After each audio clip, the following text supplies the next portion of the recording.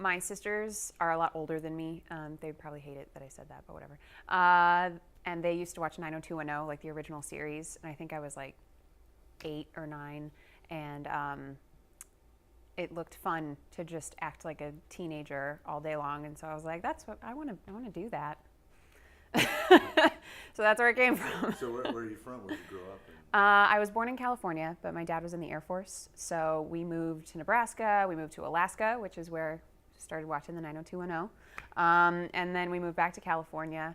I went to college in California, went to grad school at UF, moved to New York, spent some time in Ohio for knee surgery, and I've been like back and forth between New York and Florida.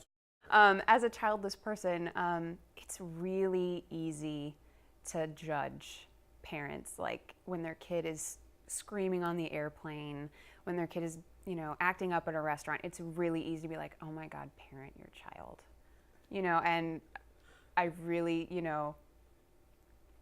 think you can't make any kind of judgment like that until you're in the situation, because sometimes there's just nothing you can do. I mean, my sisters have kids. Like, I am not a parent. I'm not trying to say I know what it's about, but I have seen the temper tantrums and meltdowns of, a toddler who just wants to go to sleep or who is just hungry and who can't get what they want at that point. Right. So I think projecting myself into it, it's just take it one day at a time and take a deep breath, I guess. Right. But it's, yeah. I think the first few performances, it's, I'll be up there shaking for a few minutes and until I, take a deep breath and calm down. But it's kind of fun.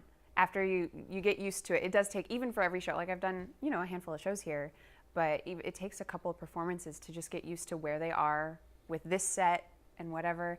And it's fun to see when they're totally on your side, because you can see everything, you can hear everything, every side comment, or at least hear mutterings, from the further back rows. And when they're into it, and you can definitely see when maybe you've gone off the rail for a minute and maybe have lost a couple people, but it's a lot of fun. And especially, it throws a wrench into maybe the script, but sometimes people will toss a comment loud enough to be heard by everyone, especially with like Trailer Park, the Great American Trailer Park musical.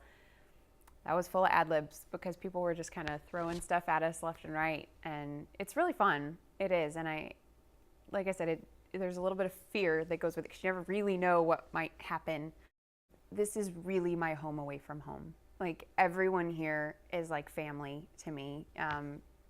I walk in the door, I'm instantly comfortable. I have 2 little chihuahuas that this is their home away from home as well. Like, we start walking up the steps and they're like straining at the leash to get up the stairs and to go say hi to everybody. And everyone here is just so supportive of each other and of the work that happens in this theater and everything that happens in this building, whether it's a wedding or, a sorority brunch or, the costume auction. Everyone here is always so supportive of what goes on. And it's so comforting, especially, where budgets are being cut everywhere and the arts are getting kind of like thrown like lambs to the slaughter. It's so wonderful to come somewhere where you're just going into open arms. It's like a big old hug every time you come to the Hippodrome for me.